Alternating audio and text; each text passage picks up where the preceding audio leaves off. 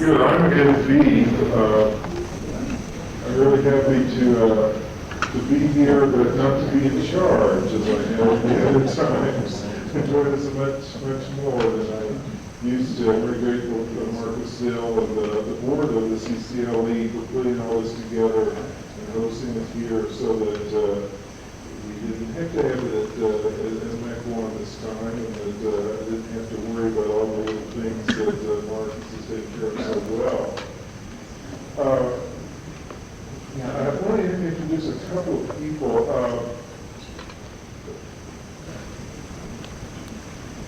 Rodney Rathman of CPH has already been introduced. I just want to say that CPH, I'm on the board of CPH, is really looking to do some exciting things with curriculum and with serving our Lutheran schools in big and small ways. And we need to know that. And the editors at CPH are working on here for schools. I've done several presentations on the classical approach to education, and their thinking is that the material that we're going to be putting out will be at least classically informed, veering away maybe from the labels that are often so misunderstood, but to use the model of recruitment, content, and understanding, creative application, to work that into the material that we put out really for all of our schools. And let's see, Rodney, Houston, more time, but I guess already been introduced. Rodney, in fact, is working with this material. He's the editor that's going to be in charge of it.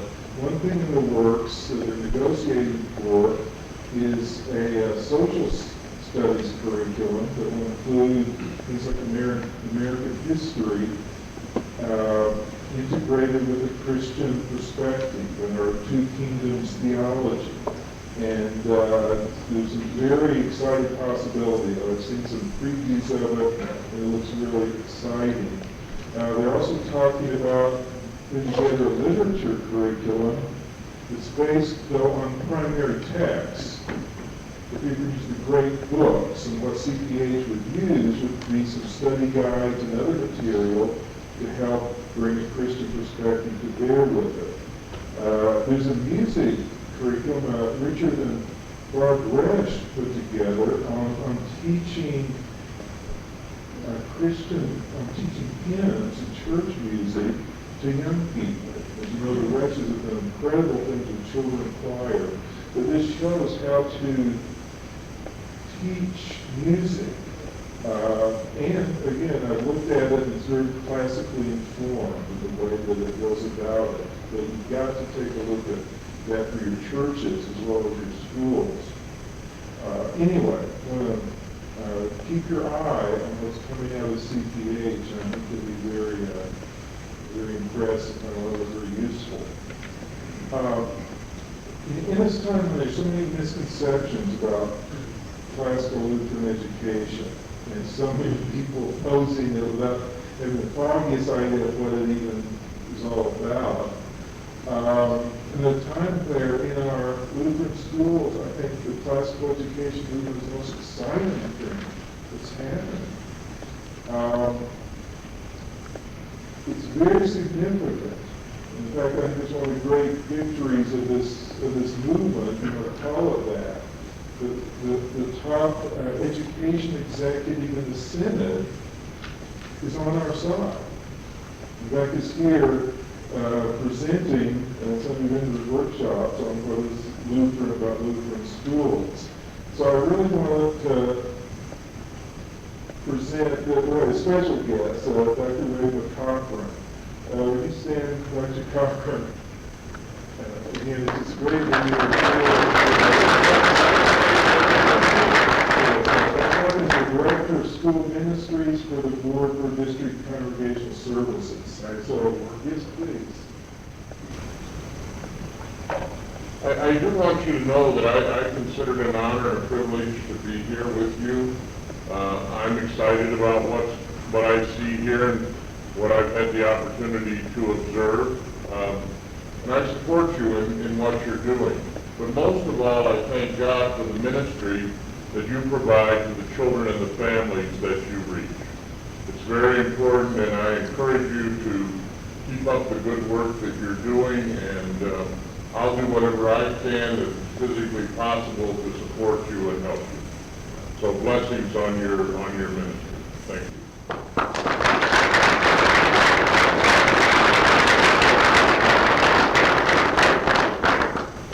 So, thank you. Our speaker this afternoon is somebody I read and admired for a long time before I learned that he was a Lutheran.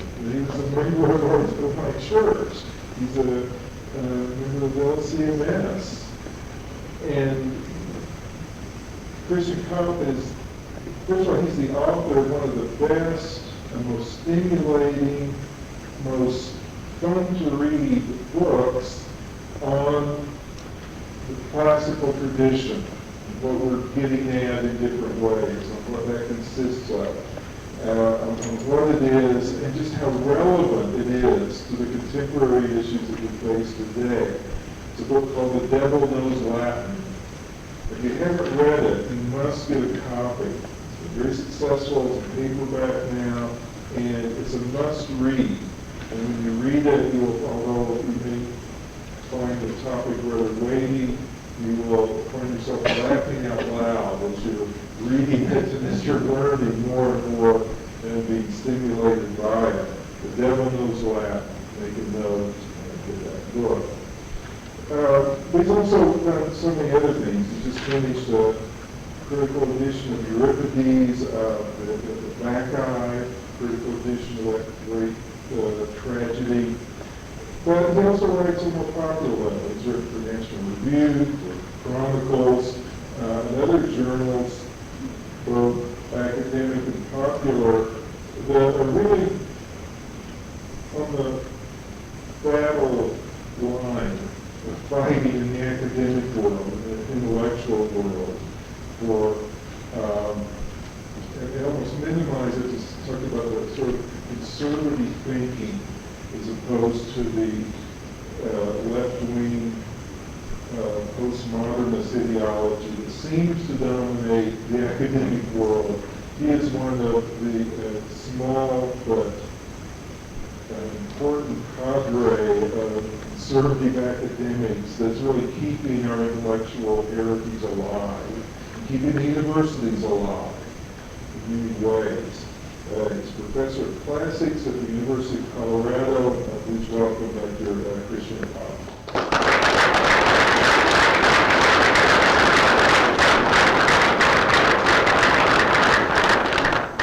Thank you. That's a very nice introduction. You can read me for years and never figure out what I think. My students have that impression too.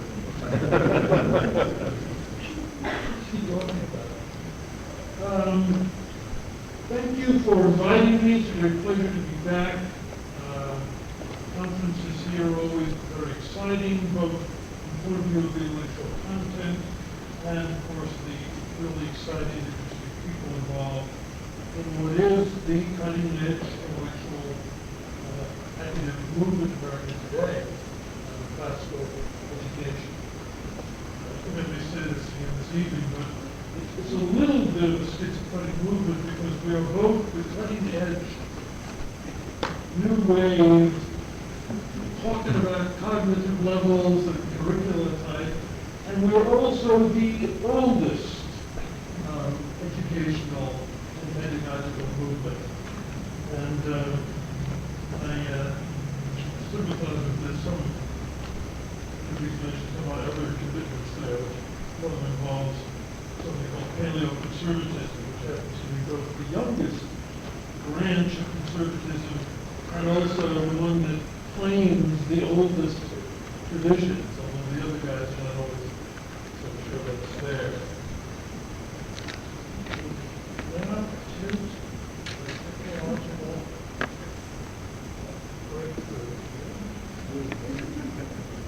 I was asked to speak about Martin Luther and the classical authors.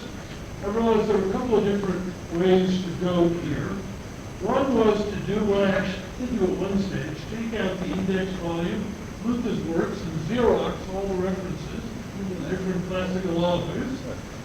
And I discovered that there is a lot of work to be done in this area. In fact, both for articles, and I would even say maybe even a book, as Luther's real confrontation with classical past has yet to be thoroughly investigated, partly because it's so different and diverse depending on the author.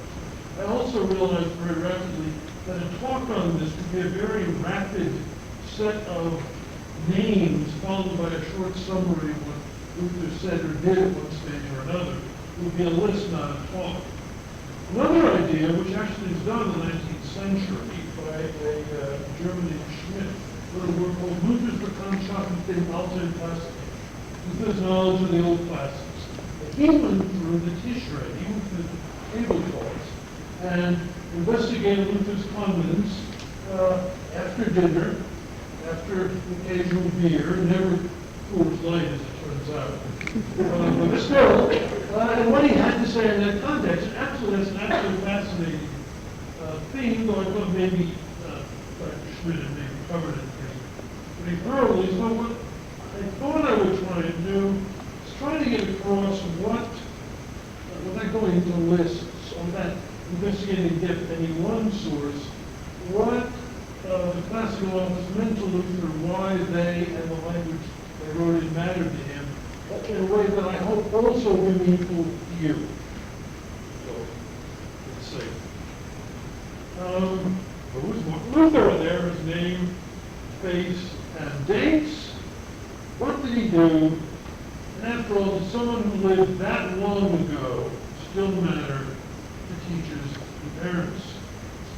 Well, what's the one thing we'll love about Luther? Thank you, thank you. I thought I would try one little sound effect along the line. One Luther on October the 31st, 1517, hammered 95 pieces to the door of the Cathedral of Wittenberg, Saxony, and the Protestant Reformation began, the modern age began.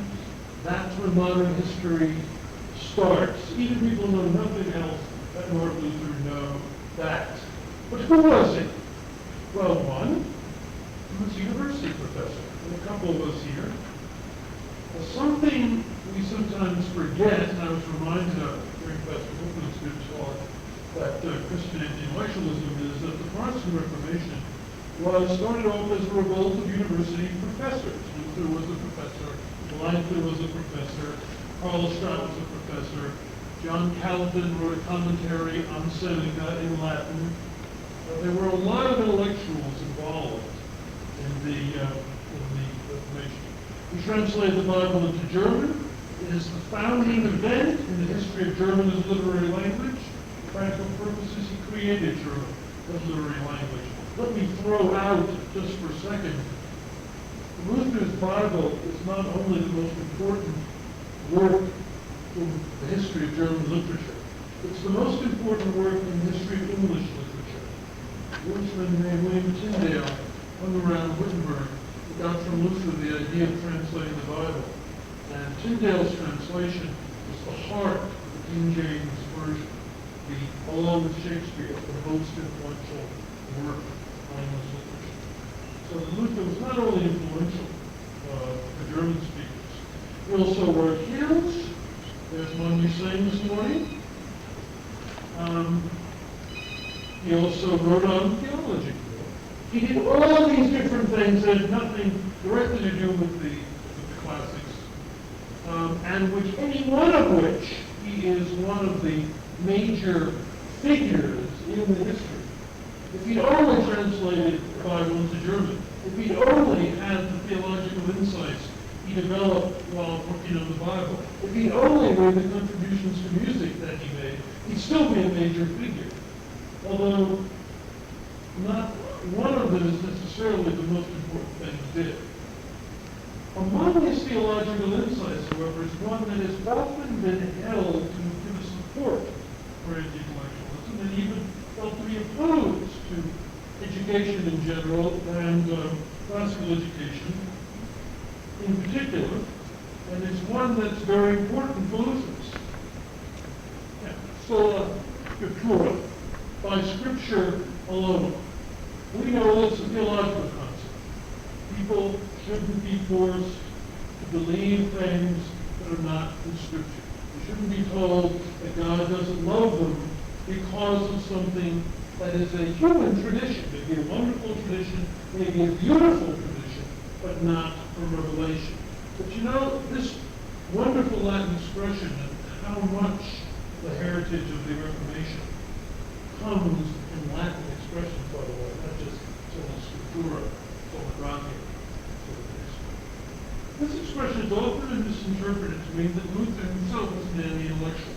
So, the editor of Chronicles magazine wrote in September of last year, which I choose just because it's recent, it's on my desk, it's all very well for an educated and logical scholar like Luther to rely, as he believed, solely on Scripture.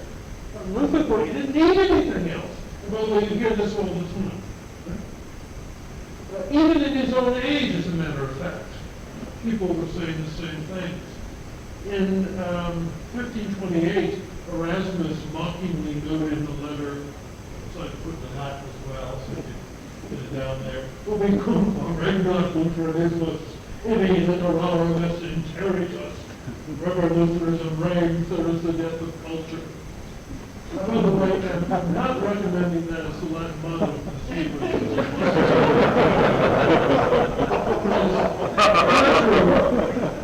Don't let that rumor starting now. It must be said, in 1528, when Erasmus made that remark, there was some reason to say it. The excitement of the Reformation had led to a breakdown of standards in a number of areas, including education.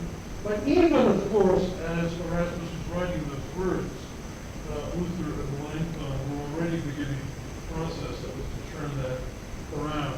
Let me first talk a little bit about Luther and Latin. What did Latin mean to Martin Luther? What he wrote in Latin? Covenants. He was, in fact, an internationally famous Latin writer.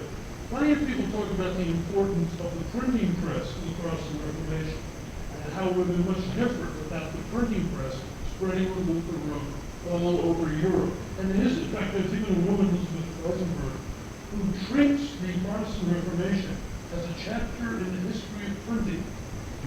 A really fun idea from our perspective. Why is the Lutheran Reformation important? Because it really helped printing develop.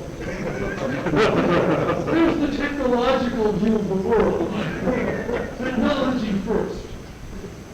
What people forget is that if educated people all over Europe didn't know Latin, the fact that it could be printed and sold everywhere wouldn't have meant very much. It is the printing press plus Latin that made Luther's ideas spread all over. That made the 95 Theses an incredible bestseller. First great bestseller in some day. Luther wanted the Latin in the liturgy. We'll talk about this for a second of my own. He worked with the great humanist Melanchthon next to Erasmus, universally recognized as the greatest humanist in his own day, on public education, and he himself published and developed original ideas on the ancient authors. We'll talk about that a little bit, which interests me quite a bit. Some of the things he wrote. The 95 Theses are in Latin. That great expression that when our Lord Jesus said, "Poenitentiam audite," is what it says, do penance, he meant your whole life should be about one individual acts. And that Pastor Shively and I have talked for a while about redoing a popular Latin textbook called Latin via Ovid into Latin via Luther. And the early chapters are going to have a lot of wonderful sentences from the 95 Theses because they are clear, they are simple Latin, and they are true. And they can't be said of the easy sentences in most Latin textbooks, as a matter of fact. It usually involves a soldier killing a woman or something like that. It's clear. It's great Christian man, which he himself translated to German, was initially Latin, and most people who compare the two think the Latin is the more beautiful. In fact, it's one of the most beautiful writings of the Renaissance, which I meant. It's also was a great exposition of the known gospel, and will certainly be part of the second half of Pastor Shirley, my text on this. People who are not Lutheran, so I think not Lutheran never forgets this. People who are not Lutheran sometimes forget that Luther not only wrote on the freedom of the Christian man, he also wrote on the bondage of the will. In fact, David Hicks will never forget that fact. Memorable CCLE reading, which was reminded of the fact that the bondage of the will is also part of the Lutheran tradition. That work is not only written in Latin, because it was a theological debate with Erasmus, the greatest humanist. It is itself a work of great literary power and full of classical references. Per page, more classical references than Erasmus's own voluntary work, partly to show off, of course, but partly because Luther knew the classics thoroughly, and when it came time to write to a humanist, he knew how to write. Also from the end of his life, his wonderful Latin autobiography, important most of the history of autobiography, and also for our knowledge of the Protestant Reformation. So Latin was not just something for him that he read and enjoyed, though he did. He used his reading, and he read in a way that only a user reads, the way a poet reads other poets, the way a playwright watches a play, not just as a critic. Let me say a few things about the liturgy here, not because it's greatly part of the topic I was assigned, but because I wanted to. If you don't mind. After the Diet of Worms, Luther was in trouble. The usual response to people who didn't give in those days was to be arrested and executed. It ought to be said that it's a very efficient method. And no discussion of contemporary politics. And the elector of Saxony had a wonderful plan for making sure it didn't happen to Martin Luther. He kidnapped him, hid him in the Wartburg Castle. Luther grew a beard. Everyone had to call him George. And he was safe for a while. While he was away, the Reformation fell into the hands of the other university professors, Langford and Karlstadt. Those of you who are interested in American literature will perhaps recognize the situation, because there's a famous episode of The Simpsons in which the Brainiacs take over Springfield. And of course, when they do, they make a complete mess of the town by being over-intellectual about everything. And eventually Stephen Hawking has to come to rescue the town. So it's a great episode of The Simpsons. You really should see it. Includes famous and more given Stephen Hawking. I don't need anyone to talk for me except for this voice box. Simpson humor. Well, more or less the same thing happened in Wittenberg when Luther wasn't there. Melanchthon tried to go slow, but first having just his own students try out a more modified form of the Mass, but Karlstadt was bored and decided to have a redone Mass with inappropriate references removed and with both communion of both kinds. Before Christmas, the elector tried to stop him, and he did something he could only do with a whole bunch of ministers. He traded services with another minister so that before they could stop him doing it, showed up in ordinary clothes, did read the Mass in Latin, left out all references to the Mass as a sacrifice, invited the people to eat put the paten directly into their hands, and drink from the chalice. By New Year's Day, every congregation in Wittenberg was communion both times. Thomas Müntzer soon introduced a German Mass, and there was soon German Masses. Violence followed. The elector Frederick was shot. Images and altars were being destroyed and knocked over. College kids were getting out of hand. It's one thing to encourage them, you're a college professor, also going to be able to control them, and that college staff was not able to do. And finally, Luther decided to come back to Wittenberg. We know that nothing was going to happen to him, but nobody else could. It was an act of incredible courage. Most academics weren't even stand up and speak against the dean. Imagine defying the Holy Roman Emperor, right? I mean, really quite something. It was, he began the Sunday after Ash Wednesday and Mukabit Sunday, and spoke every day for the rest of the week, the great Mukabit service, in which he argued that there was a role for tradition in the divine service. That, of course, things that were anti-biblical had to be removed. The Mass was not a sacrifice. Jesus died hot once and for all, for everybody. We don't have to do it over and over again. But in many other areas, the defense of the traditional divine service, which, by the way, is from the ancient world, especially in the 3rd and 4th century, region of all our great services, should be preserved. That included Latin. His great defense of Latin happened a few years later. This is 1522, this is the Mukabit sermons. 1525, another attack on Hallstatt and his friends called Incident of the Prophets, which explicitly defends the role of Latin in the service. There's a place for beauty and mystery and tradition in the service. Of course, certain parts of the service, the sermon especially, but also the words of establishment of the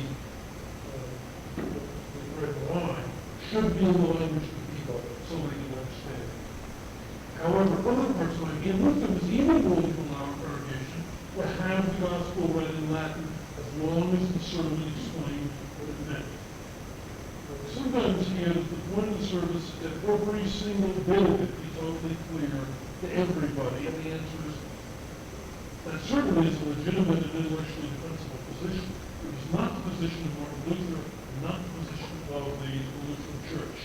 Luther composed his own Latin Mass, the Formus Missae, from 1523. It was 1526 that he published his famous Deutsche Messe. Published the Latin Mass first, then the German Mass. They did both. The tradition at the Lutheran Church continued to use Latin in both sections of the liturgy and in the hymns. We still have these names, by the way, in our hymn book. Amos Dei, preserved in the days they were actually done in Latin. 4 beautiful minor masses of thought that are complete in Latin. Let me give this mini editorial, if you don't mind, then I'll get back to my topic. But those of us involved in classical Christian education can see that Hallstatt seems to be enjoying a posthumous victory. And we no longer have Latin in our services, and we know even longer in our most recent, and we'll even have the Sundays before from Ash Wednesday to Easter, given their Latin names in Vocabit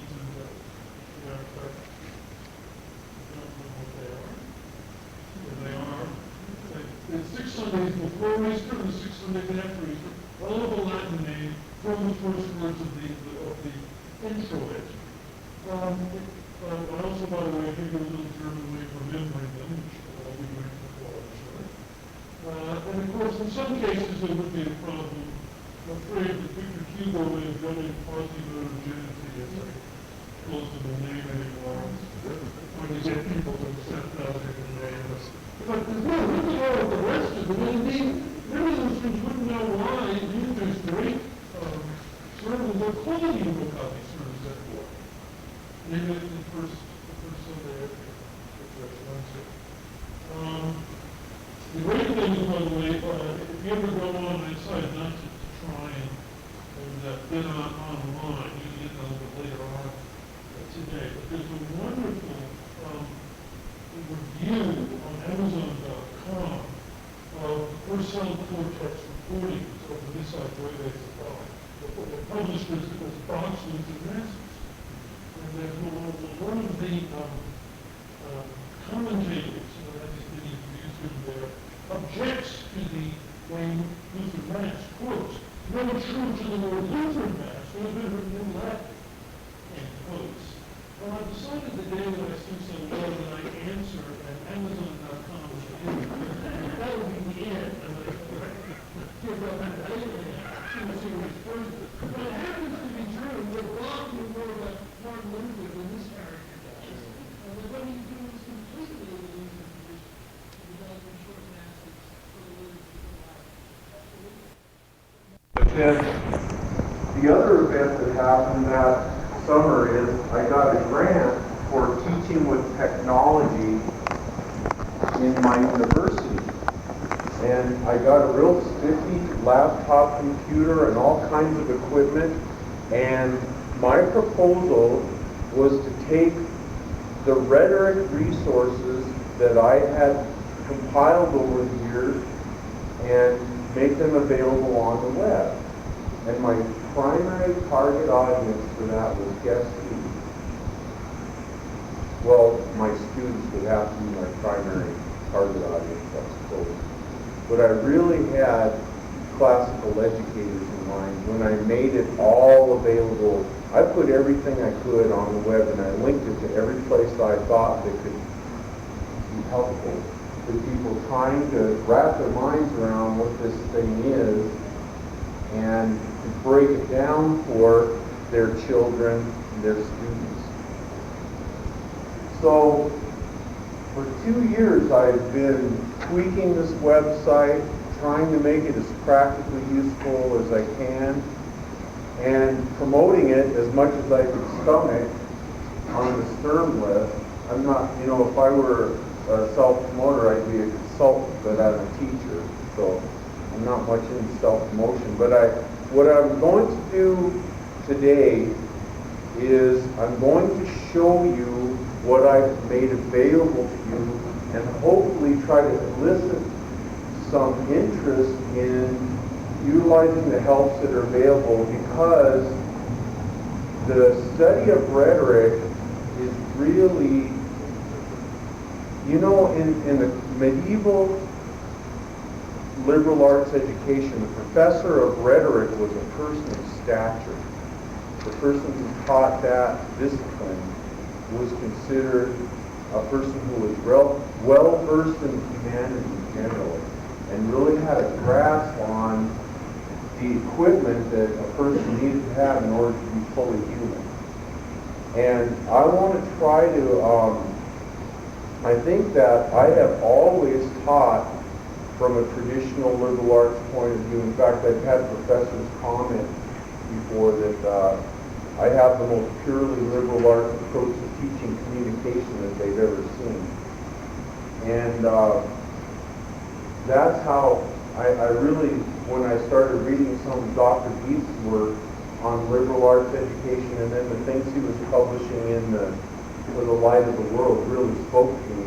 So I connected with him, and immediately he invited me to come out and work with the folks at the CCLE.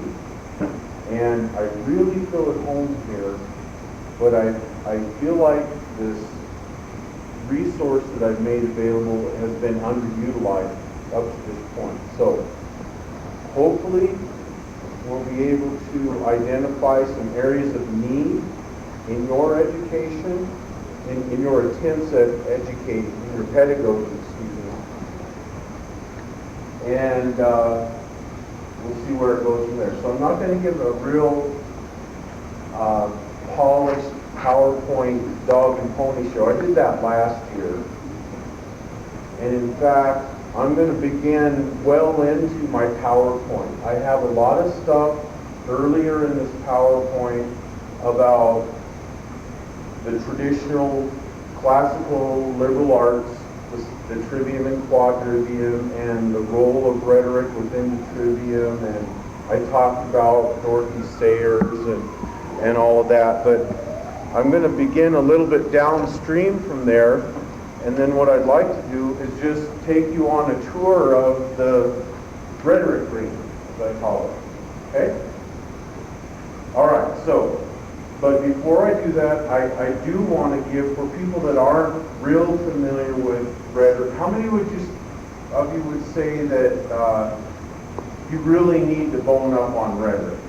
Raise your hand. Okay. This part is for you. All right? Okay. Techne is the Greek word for art. And the best, now all of this is online too. In fact, this PowerPoint is online, so hopefully you won't have to fuss with all the really long quotations. There aren't too many left in what I have remaining, but this quotation comes from Back to the Rough Ground, Joseph Dunn, University of Notre Dame Press. And Back to the Rough Ground is a philosophical analysis of the relationship between phronesis and techne. Phronesis is practical wisdom or prudence, and techne is art or craft knowledge. And the idea is he's trying to make an argument for the value of moving beyond a rationalistic approach to knowledge, which is helpful on the smooth plane or in the speculative arena, but it's not very helpful in the rough ground where we all live and we have to negotiate the bumps and the turns. And phronesis is the ability to operate well in the practical arena where things get messy. Okay. But techne he defines as the kind of knowledge possessed by an expert maker. It gives him a clear conception of the why and wherefore, the how and the with what of the making process, and enables him to the capacity to offer a rational account of it, to preside over his activity with secure mastery. I think that's a really fine definition because it speaks to the value in liberal arts education. If you want to grasp a body of knowledge as an art, you have to have a theoretical grasp of it. There is no substitute for theory when you're attempting to master an art. And once you do have the theoretical account, the ability to provide a rational account, not only of how and what you do what you're trying to produce or craft, but you can explain the why and the wherefore, then that gives you secure mastery over the art. Okay? And so I try to teach my students that as I study Aristotle, I hope I'm not guilty of having too much Aristotle here today, Professor Kopff. As I study Aristotle, I start to notice that he has a modus operandi where whenever he's approaching any treatise on any given subject, he first of all will define it, then he breaks it into parts, and then he will have a discussion of the various parts in order to show the relationships. How this part is like that part, genus, how this part is differentiated from this part, differentia, and then he integrates it to show how the parts all work together. And that's the process of gaining a theoretical foundation in the body of knowledge that you're attempting to study. And then as you practice and practice and practice, what happens? You no longer have to consciously reflect on the body of knowledge you're trying to master. It becomes what?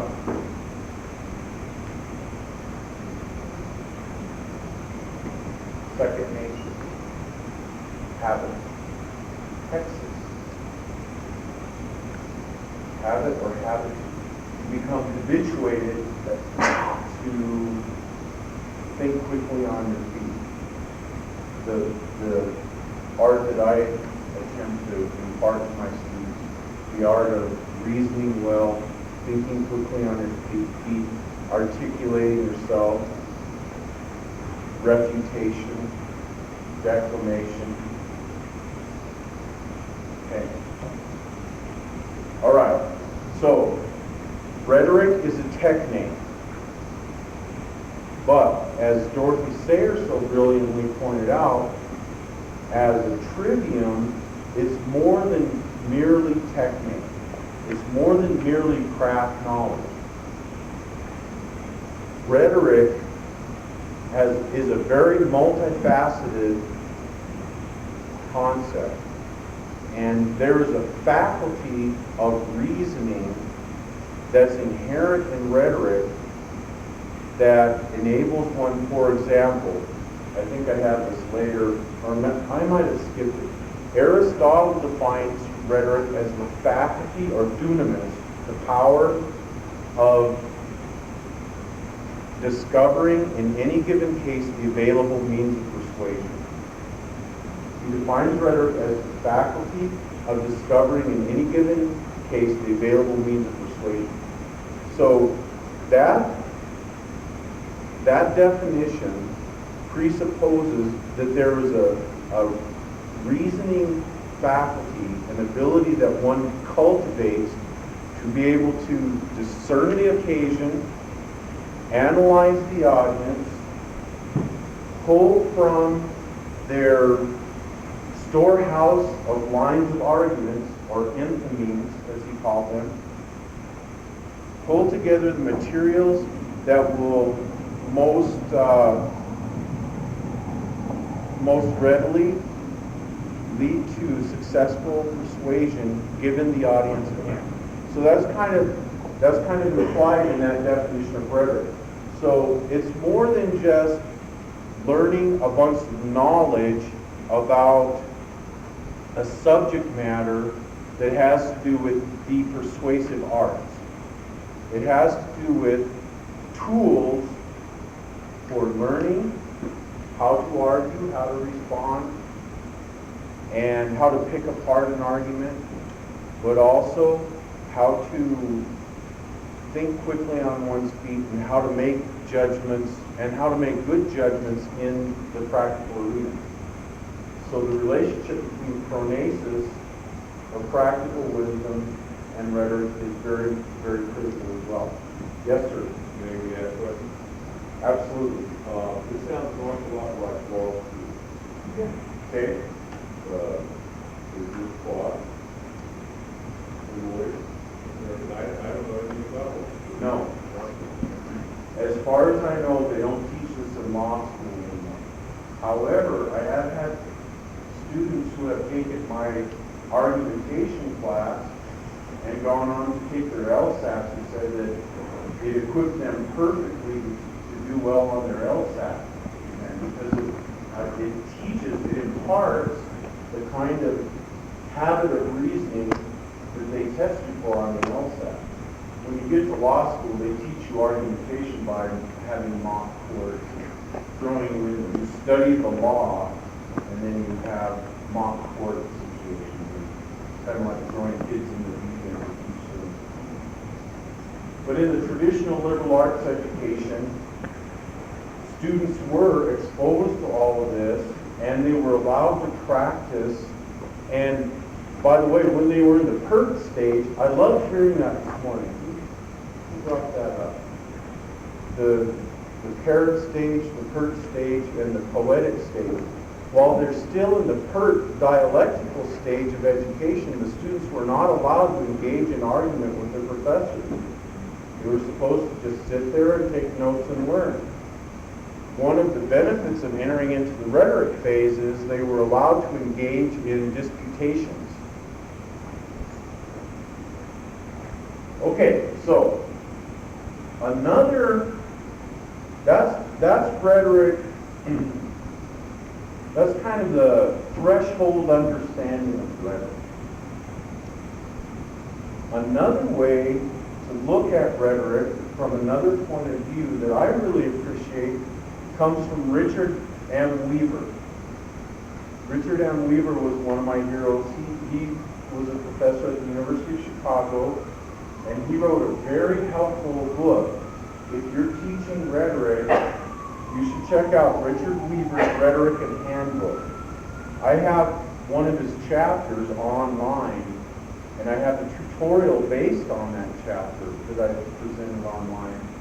But he had some very, very good books. Through the Intercollegiate Studies Institute, I think you can buy 3 of his books. Ideas Have Consequences. You've heard of that, right?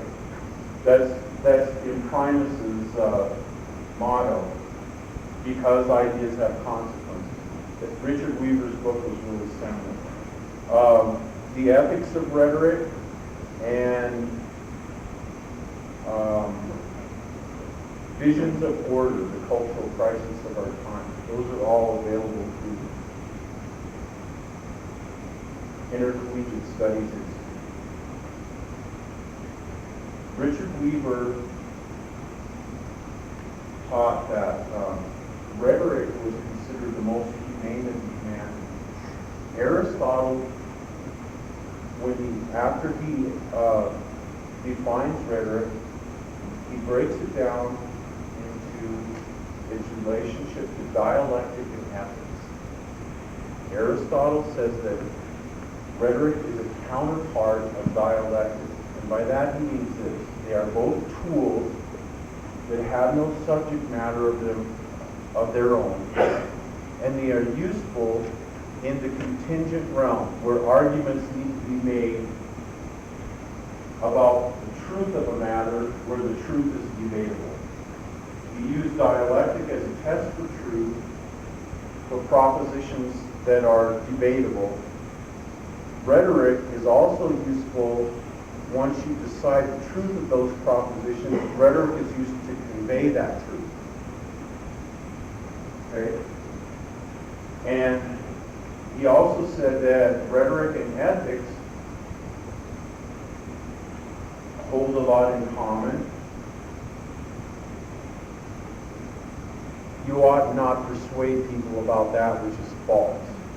In other words, if rhetoric is the faculty of discovering in any given case the available means of persuasion, there are some means of persuasion that are unavailable to the ethical practitioner of rhetoric, the rhetor. Correct? That's implied in his definition. And so truth-telling is one of the fundamental ethical presuppositions of good rhetoric. But Aristotle, when he talked of ethics, he was really talking more about psychology. He maintained that you have to understand something about what makes people tick in order to make good arguments. It doesn't serve one well to present one's arguments in the same way with a young high school audience as with an elderly audience, right? And so you need to know a little bit about the difference between what appeals to young people and what appeals to the elderly. And you need to know, and if you're going to rightly relate to your audience, you need to know something about the emotions and how to, if you're going to move people, the end of persuasion is action. And the ideal is to be able to move people to action, to move the soul. And in order to move the soul, you have to study the soul somewhat. I think that's well put, and I'll just leave it at that. And so rhetoric has been variously considered the queen of the liberal arts and the harlot of the arts, depending on how it's viewed at any given time. But a lot of the reason rhetoric is considered a pejorative in some eras, in some epochs, has to do with its guilt by association with politics. It's bombast. It's the kind of junk politicians say to get elected. Okay? However, the strong relationship between deliberating courses of action as they do in the halls of Congress, and the value of rhetorical skill in that venue is undeniable. Okay? If it hadn't been for the law schools in the Roman era, rhetoric probably would have died. In the Roman era, the study of rhetoric was kept alive when they were teaching people to argue their cases in court of law. Rhetoric and poetics are strongly related. Painting vivid images. If you want to move somebody, you have to appeal to their imagination. You pique the imagination, which stirs the emotions, which moves the will. The more vivid the mental images are, the more masterful you are at painting those images, the better you'll be at this craft. In the Middle Ages, rhetoric would probably likely have died in the Western tradition if it hadn't been for the seminary. Homiletics was essentially taught with the Greek and Roman rhetorical model. And any given argument will benefit from having some sort of historicity to it. If you just try to make abstract arguments without any examples or time or any historical illustrations, they're pretty anemic, right? Okay, so in one way or another, rhetoric benefits from a relationship with, or it benefits the art or the humanity. And so in that sense, as Weaver pointed out, rhetoric was considered the most humane of the humanities, the cornerstone of the liberal arts education. I did not skip over that. And so there's a little repetition for you. Okay. Now what I wanted to do just briefly is give you a little primer on Aristotle's rhetoric, and I will just gloss over this very quickly. Aristotle defines it, and then he breaks it into parts, and then he elaborates on the parts for his students. When he first divides rhetoric, he makes a distinction between artistic and inartistic proofs. Rhetoric is about making persuasive arguments. Arguments utilize proofs. Some proofs are artistic, which is to say they are crafted by the technique, by means of technique. Other proofs are simply used, like testimony of others, physical evidence, and so forth. Got it? The artistic proofs are ethos, pathos, and logos. Have you heard of that before? This is still a fairly common construct out of Aristotelian rhetoric. Basically, Aristotle is trying to convey that, Aristotle asked himself, how is it that human beings persuade one another? And he was kind of trying to ferret out what all the necessary requirements would be in order to have fertile ground for persuading human beings. And he decided that logos is obviously a fundamental requirement. Logos, words, logic, good reasons. Why would I be persuaded if you don't give me good reasons?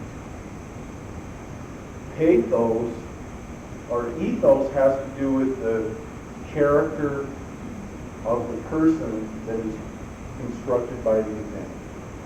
I present myself in a certain way, and if you perceive me as credible and a person of goodwill, I would not blow smoke I'm telling you the truth to the best of my ability. I have some intellectual integrity, and I know how to emote that. Then you'll likely be persuaded by me, and vice versa. A good audience would not be persuaded by a charlatan or someone given to excess. A corrupt audience would, though, and that's we could get into that. That's a very interesting commentary on the ebb and flow of morality in society, what people appeal to, mass appeal. But then pathos, this is one reason I really like Aristotle, because he approached rhetoric in terms of the whole being, that human beings are not just logic machines. We have passion, and it brings the head and the heart together. That we need to, in order to move the soul, you have to appeal to the emotions. And that there are right ways and wrong ways. You know, you have guidelines for the overboard appeal to emotion is not very persuasive. So you have to.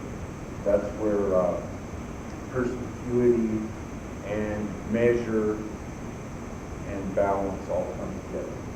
Okay. All right. Then Aristotle. That was one approach to rhetoric. Then he took another approach and he divided it again on the basis of the nature of the audience. First, there are three necessary modes of proof crafted by the art of rhetoric, but there are also three species of rhetoric that you can discern on the basis of the audience. And the three venues for rhetoric in his day were the assembly, in ceremonial speaking, or in the contest, the oratorical contest, and before the bar. So you end up with forensic rhetoric, deliberative rhetoric, and epidite. Forensic is legal rhetoric, arguing one's case, and then deliberative is arguing one's case in a policy question before the assembly, and epidite is ceremonial speaking.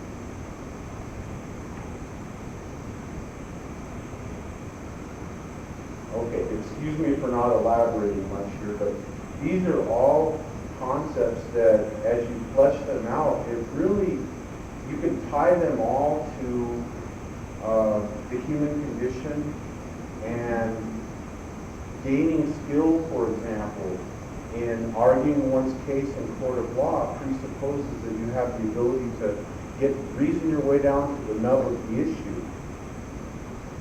Because the most persuasive argument is going to be that which most clearly addresses the nub of the issue or the question at stake. And so the ability to do that with precision and quickly, to think quickly on your feet, is really a good skill to develop. And that's trivial. It's not trivial. That's knowledge that Dorothy Sayers was trying to convey in her article when she talked about trivium are tools for learning and thinking. That's not subject matter. Okay. Then, topoi. The next thing Aristotle does in his treatise on rhetoric is he talks about the topoi. Topoi is plural for topos, which means place or region. Think of a topographical map. The concept was that if you can equip your students with regions in the mind that are well supplied with arguments, where they can go and draw materials with which to craft arguments, then they will have fine-tuned and useful faculty of reasoning and argument. Okay? And then he broke topoi into common and special topics. This is actually very interesting, and it's one of the springboards that I use in my argumentation class to get people think about the difference between general reasoning processes. Common topics resemble general reasoning processes that are useful across disciplines. Cause and effect, genus or definition, similitude. When I make an analogy, and when I make an argument, it's based on an analogy. I'm utilizing reasoning by similitude. I'm comparing things. And when I make a causal argument, I'm assuming a cause and effect relationship between the things that I'm asserting that this cause and effect relationship exists. That becomes useful when you are attempting to teach people how to debate, for example. All your debaters at Shepherd of the Hills of the Spring should know about this, because it will help them think in terms of refuting. If somebody makes a false analogy, they'll be able to quickly and with precision say, wait a minute, that's comparing apples to oranges. Knowing these things helps a person develop quick wit. Okay, so Aristotle's aim for his treatise on rhetoric was that his students gain skill in enthymemes. Enthymemes are rhetorical syllogisms. I'm not going to get into that. Visit the webpage. Okay, that his students have a well-supplied storehouse of materials with which to build persuasive arguments. There's the address for you.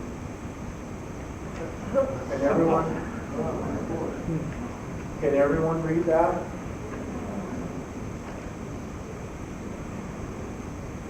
I'm playing with that idea of a storehouse full of materials. Picture yourself coming into the Menards. Does everybody want Menards? Or the Builder's Emporium, and it's just stacked walls at least as high as this, stacked high with various materials, and then off in the corner you have the lighting section, and it's beautiful. You have chandeliers and beautiful fixtures, and it's all gold and silver and shiny, and so you don't just go through there and start filling your cart willy-nilly. You have a plan in mind, you have a blueprint, and you gather the materials that will suit your purposes best, but you don't just stop with a functional structure. You want to take a stop back there to the pretties, and you want to get some nice pictures, and you want to have something that is a thing of beauty. I'll get back to that in just a moment. Did everyone get the address? I don't know how to go back, sorry. Can you go back in PowerPoint? Okay, what do I do? Use the arrow. I learned something. You were too busy watching that little guy saw. Should have been writing. Okay? All right. Now, after Aristotle, in the Roman era, they then broke rhetoric down into the 5 classical, it became canonized. They didn't add a lot of new knowledge, but they took what had kind of been percolating, and by the Roman era, they had codified the 7 classical liberal arts, and they also had codified these 5 classical canons of rhetoric. I said canonized, I mean codified. Pardon me. And what they were doing is they were trying to break the techne of rhetoric into 5 sub-arts. invention, disposition, style, memory, and delivery. I had it. That was a fancy font, a strict font before I lost it. But anyway,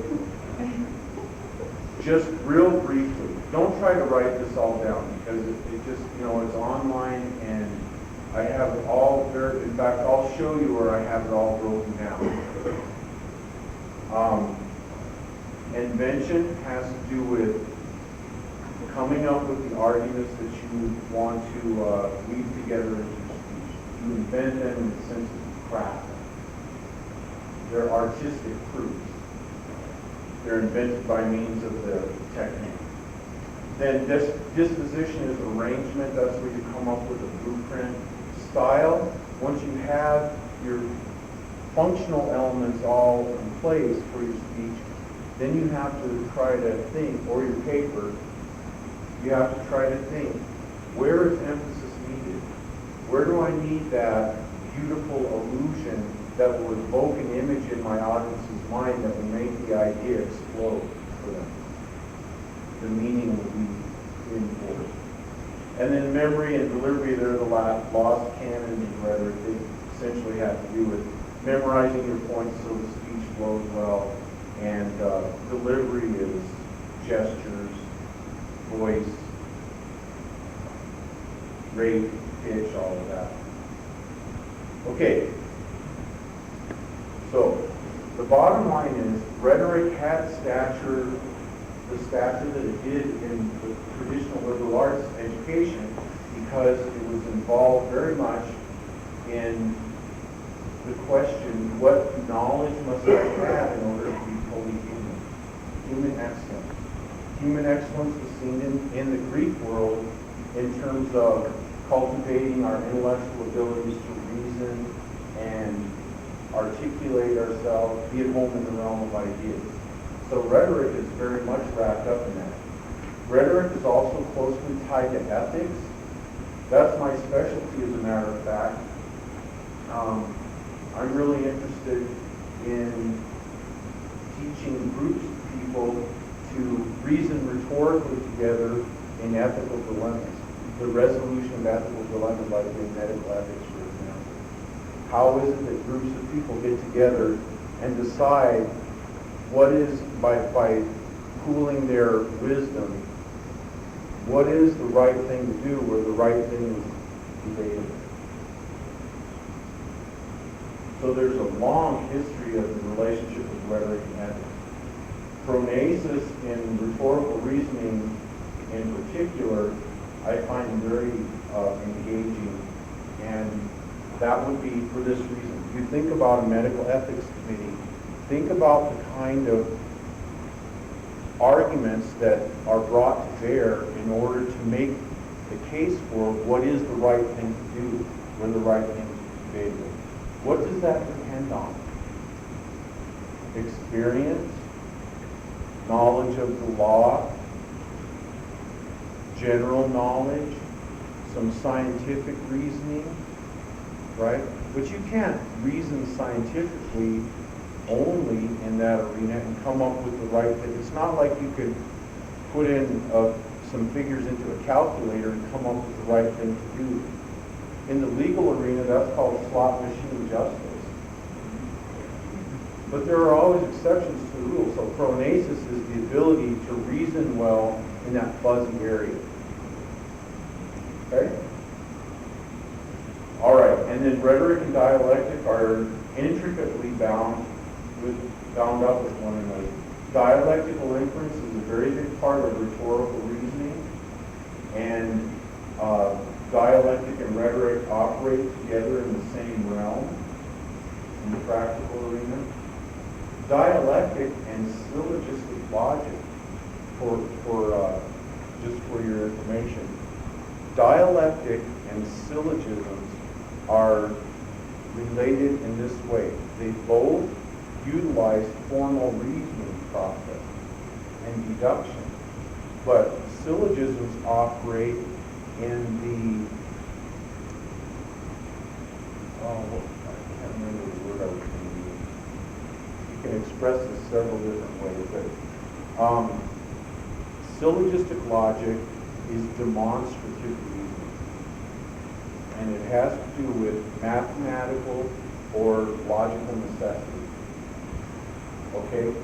But dialectic utilizes formal logic in questions that are debatable. They're not amenable to that kind of demonstrative truth. You cannot say what is the right thing to do in a moral dilemma like you can say 4 is the right answer to the equation 2 plus 2. Okay, I'll move on. And I think that's very interesting. And it's very humanizing, and high schoolers love this stuff. Okay, they're perfectly suited to learn these types of skills, and it keeps them very engaged. Okay, and imagination, I think I said enough about that. So, it's not mere technique. Classical rhetoric in its most ethical and ancient manifestation is a way of discussing the truth of one's fellows in a manner that respects their freedom and dignity and attempts to move them toward the good.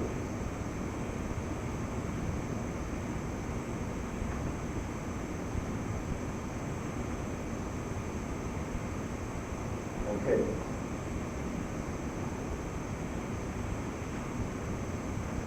The rhetoric ring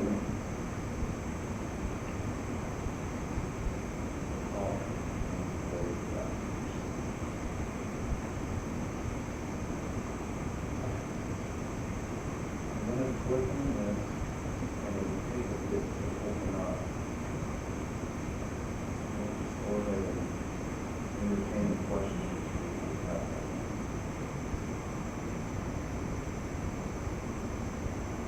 I wanted to do a quick little thumbnail tour of the rhetoric ring. And we'll start with the speech builders and foreign on that. I put this stuff online for your benefit to a large extent. Oh, I thought that'd take a lot longer. Just shut up. But I feel it's been underutilized, and the only reason that bothers me is I think it could really help. I ran into so many homeschoolers that said, I just don't get this. It's over my head. I feel like you need to have a PhD to do it. And I can understand that because I've been thinking about rhetoric for a long time, and I feel like I've just barely scratched the surface. There is a lot to it. So I put this online to help in that way. Okay, so the speech builders and forum, okay, I don't get that. That's the same little guy saw in there. And it's broken down into the 5 canons, see that? So you go to invention, and I explain the canon of invention, and then I have some places here to help people find information. This is the left wing equivalent of town hall, and this is grudge. And I make the argument here, he's not really in the middle, he's very conservative, but he's got, if you've ever been to a site, he has people from the left and right, and he's even got really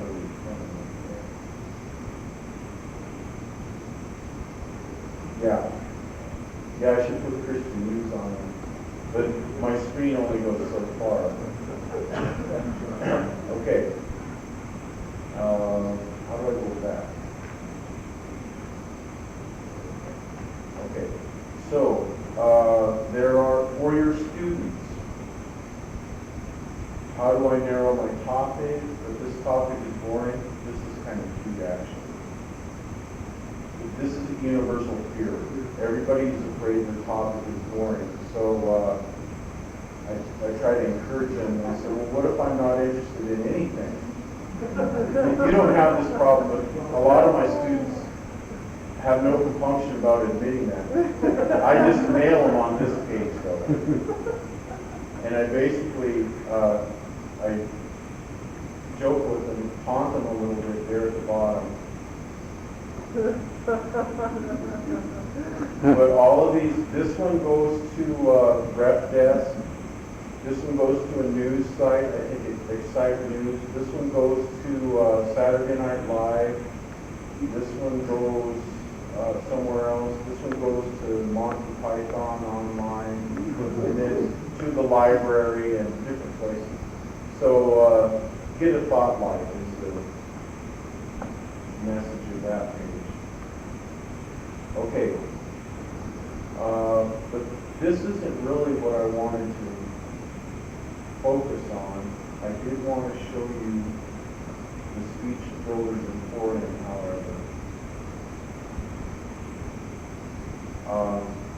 I kind of like it. I just put this up recently. This deals with the Oedipus metaphor. It's to inspire people to build something that's not just functional.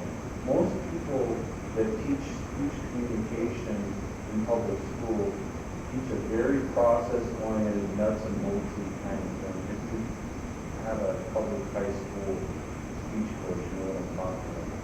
This is a traditional liberalized approach to teaching, and it's supposed to inspire people to think great thoughts and build something that's got a lot of aesthetic appeal.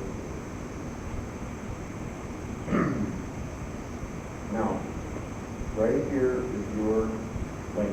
Helps for classical education.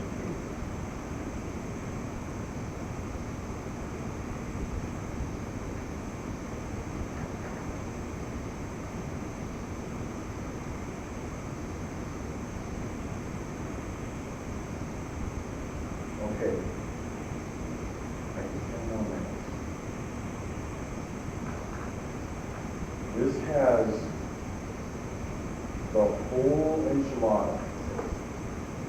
As best as I can portray or express it, I have all of the essential elements of introducing people to rhetoric on these pages, with lots and lots of links.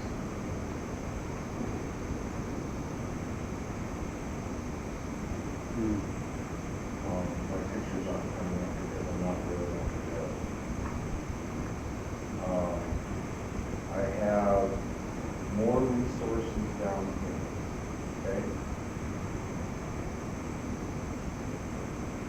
This is all scrunched together, I apologize for that. I have old lecture notes. I have a Platonic dialogue I wrote, which you'll find very entertaining. And Richard Weaver I mentioned. Here's my workbook from classical conference 2 years ago. Adam Smith taught rhetoric. I thought a lot of people might find that interesting. Big Doctrina. And then I have some pretty good thoughts. I've thought a lot about dialectics, so there's a lot there. So I wanted you to know what's available, and one other the PowerPoint that I gave is on this site. And finally, I just wanted to click on rhetorical reasoning. This is Francis Bacon, and he taught rhetoric as well. And the whole idea of rhetorical reasoning, I think, is very, very involved. And you can, in your curriculum, you can have an introduction to speech communication, where you can teach people the basics of rhetoric, the life games. You can approach it more or less as a subject matter, then give them opportunities to practice in stair-step approaches and doing increasingly intricate speech assignments. Okay, but then you can have one whole class devoted to argumentation where they learn the dialectical side of rhetoric, and then you can have a class devoted to oratory where they learn how to cultivate the ability to paint different words and the like. And when it comes to the dialectical side, I think you'll find these pages very, very helpful. And I have, these are all articles I wrote that are fairly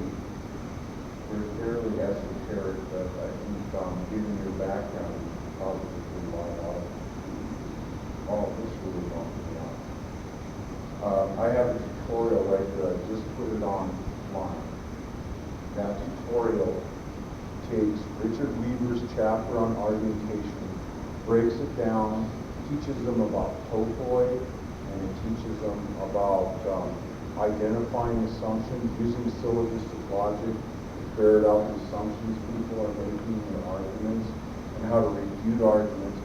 And it's linked together. I did this for my internet class. This is the final thing I wanted to mention to you. Just this year, I started utilizing this website to teach an internet class. So I've got an Internet Fundamentals of Speech class that is classically grounded. Absolutely. All the stuff I've just been showing you is on there. And I had a class of high school kids, 10 high school kids that took it for their advanced speech class and took it for college credit.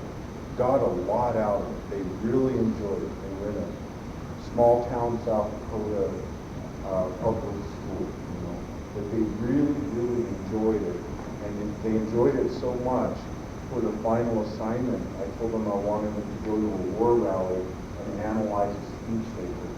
I wanted them to experience somebody doing this number. And these kids were way out in the middle of nowhere, and they said, we'd have to probably drive 200 miles to go to a pro-America rally. And so I said, okay, we'll just have your own for your high school. So they got all excited. They sent me a video tape. It really did some good things. But this tutorial I just did this year to help teach syllogistic logic, a little bit of dialectic, and a lot of rhetoric. And it's got discussion posts, links to other pages, chat sessions were involved in it, and worksheets. So it's right there. I called my continuing education people at Dickinson State University, and I told them about the success that I had had teaching those 10 high school students in Miller, South Dakota. And I said, I've got at least 3 Lutheran high schools present here that may find something like this valuable. I think it's the best of both worlds because you have a teacher there to facilitate and to break down concepts, and you have a ready audience, and you've got this little short squatty professor up in North Dakota shooting instruction your way nonstop. So they said, by all means, make an invitation. If you find that to be an interesting proposition, we could, your students could sign up, get college credit for it. Most colleges accept that fundamentals of speaking as one of their gen ed requirements. So, might be an interesting approach for both homeschoolers and for locals.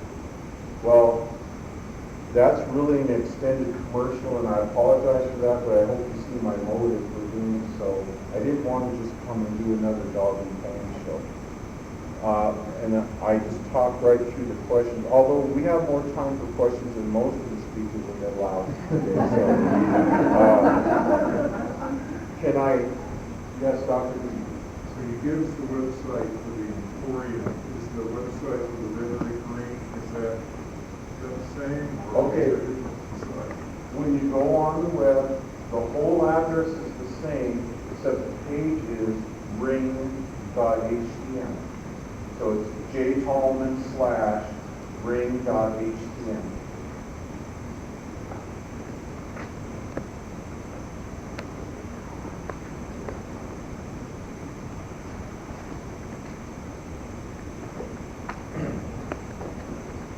Is there anybody who is struggling with any particular facet of teaching rhetoric? Or, you know, the last time I did this, there weren't a lot of people that were at that phase yet.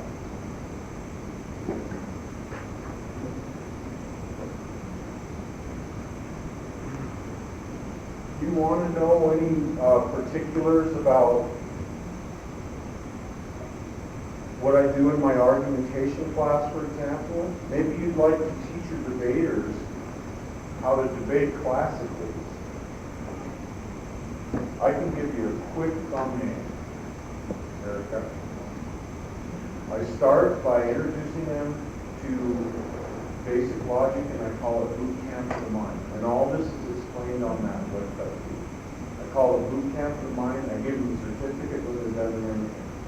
capstone exercise for that is, I point into the great books of the Western world, Syncopicon, and I say, go get an idea and give us a philosophical reflection on that. And they give a speech, and I do that whole thing to introduce to them. It's almost like that serves as a foil, because then I juxtapose speculative, abstracted argument and case-based argument, which is rhetorical. Syllogistic reasoning or demonstrative reasoning versus practical reasoning in the rhetorical arena. And then the whole rest of the course, I break out on Aristotelian lines. Forensic argumentation. Capstone assignment, go look at a First Amendment case and analyze your favorite piece of argumentation. So they write me a paper where they do a rhetorical analysis of a Supreme Court opinion. Then the next unit is on moral argumentation. I teach them about casuistry, which is a method of resolving moral dilemmas. I have a whole bunch on my website about that. That's what I wrote my PhD dissertation on. But I teach them about casuistry, and then I give them a Jehovah's Witness and blood transfusion case. We do a mock ethics committee meeting. We analyze it, we talk about it, and then they have to, I give them a prompt, and I say, okay, you're an ethics consultant for this hospital. They've asked you to render a judgment in 4 to 5 pages, identify the crux of the matter, render your judgment, and then defend your judgment. Hence, moral argumentation. Very real-world approach from a very classical perspective. Thank you very much. Then the concluding assignment is deliberative rhetoric. I don't do anything on epidicus because that's a class in itself. The deliberative rhetoric is straight up policy debating. We pick a policy topic and debate it. Okay, that's the whole class. And all along the way, I'm teaching them rhetorical theory to equip them for upcoming assignments. Dr. Just a comment, Jim, in our high school, you've been pondering this, you were talking, what are students find interesting, what would they like to record? There's one topic in our school that's been running now for about 3 years. We have not had to create interest in this topic. The students will engage in it in class, out of class, over lunch, wherever. And this is the topic of predestination. We are Arminians, Lutheran, and they will take whatever reform school they and take it with a hat, like a drop of a hat on the subject, with one another, with faculty members, with whomever will listen. And perhaps it accentuates at least the point in terms of how interest and rhetoric weave together on the fundamental questions of human existence, or what topic feels more central to the security of the future and raising questions, swirling around that issue. So it's been a big hit in us that we have not had to sell rhetoric, but we have certainly been able to demonstrate people doing well, even for self-interest reasons. Very good, thank you for that, Dr. I was sat in on a classical high school writing class that used Aristotle's rhetoric as their composition textbook. And I was amazed at the results to see how they were using the different situations. We talked about the following, trying out the different styles, the different things. So the result was really amazing. And, I guess we talked about the grammar stage, but there's a course in grammar we learned about. there's a logic stage where everything is taught using dialectic and logic, but there's a course in logic, when there's a, and rhetoric is at the stage of expression and so on, but there's a course in rhetoric, and I'm just thinking in terms of a curriculum, where this could fit. There was a study rhetoric as a subject, and then practice it in a speech class or in writing class. But I guess you can also use it in just about every other field, right? History paper to make your case in, the topic of history, or if it's a theology class, you're learning to express yourself using the techniques of rhetoric. So it really is something you can use in a lot of different ways. I don't know if you had any experience using a writing class. It's kind of daunting for us, but I can see how it can really be effective. Well, that's what Richard Weaver's rhetoric handbook was, text for teaching composition. I tried to shy away from that. That's one reason I went to teach speech. I'm not put together like Eric at all. I could not plow through a stack of paper several times a semester. But I can sure grade speeches, and I can never orally and give, off-the-cuff critiques and that sort of thing. But I think that in all of my upper division classes, I include as many writing assignments as I do. But they're usually think pieces and reflection. The casuistic case analysis that they do in the courses I get to an argumentative. Okay, anybody else? Any teachers that have a... Okay, well, thank you very much. Thank you.